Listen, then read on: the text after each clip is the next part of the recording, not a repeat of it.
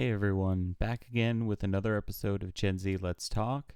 Today I want to talk to young men.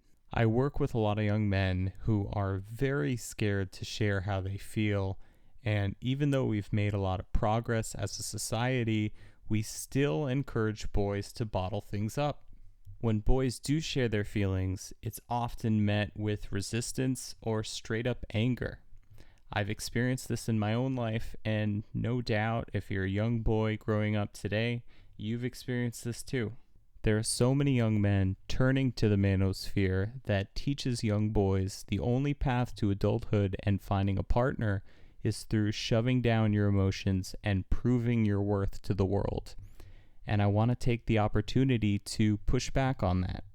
I'm going to break this video down into a few small sections so it's easier to go through. We're going to start by talking about the Manosphere. What the Manosphere believes. The Manosphere believes that men must maintain a very rigid and cool look to them.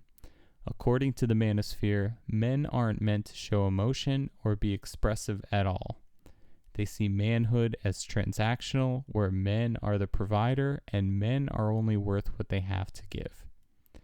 The Manosphere also sees women as objects that need to be controlled. They have a distrust of women because the Manosphere gains followers based on unhappy young men. And if these young men found a healthier way to relate to themselves and women, they probably wouldn't be drawn to the Manosphere to begin with. No doubt, this is a problem. There are some real ways that it's harder for average guys to find a partner, but the Manosphere is selling you poison. It's as if you had a garden and they were selling you weed killer. The weed killer might kill the weeds, but it will also kill the crops. And if anything does manage to grow and you eat it, 9 times out of 10, it's going to make you sick or hurt you. This brings us to our next section.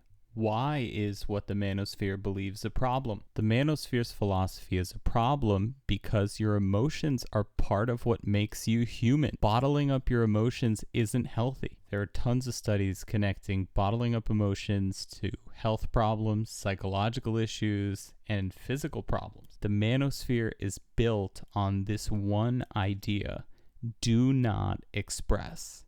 That's dangerous. That leads people down very dark roads.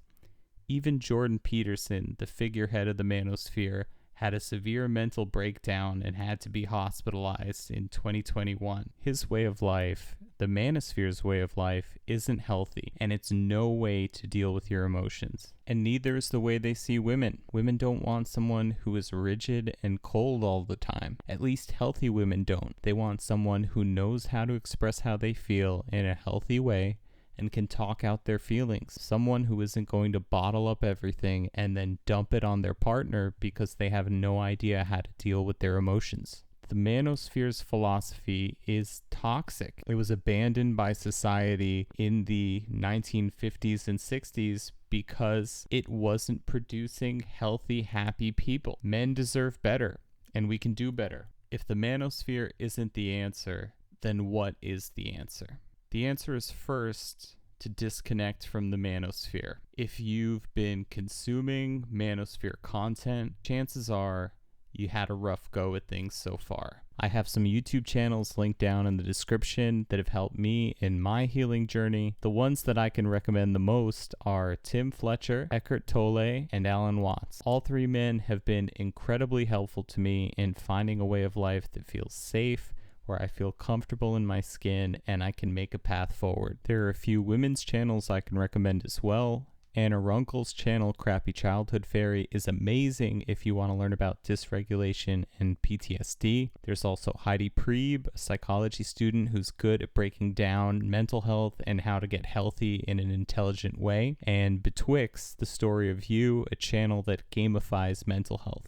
Here are some steps you can take once you've disconnected from the Manosphere. Step 1. Find a healthy way to express how you feel. Paint a picture, write a song, play guitar or any instrument, go for a walk, write down how you feel. Anna Runkle has something called the daily practice you might find useful. It's where you write down all your emotions and ask for the negative ones to be removed. You can find more about it on her channel, Crappy Childhood Fairy. The second step is to get in touch with yourself. How do you really feel? How do you feel about your life? Is there any area of your life you could take better care of yourself or do better in? Do you need better food, better friends, better exercise, a better workplace? Are you giving yourself time to process your feelings? Are there any relationships that are draining to you?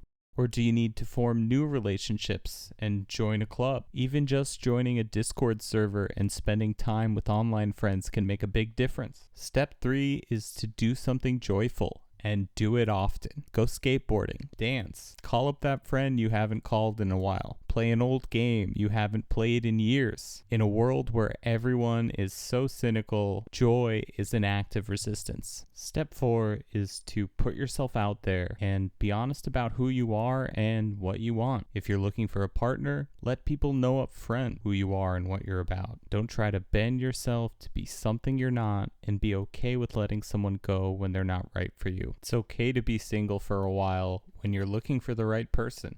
The journey to the right person will lead you to the person you want to be. Once again, thank you guys for watching this video. I hope you're having a great day, and I'll talk to you soon. Bye.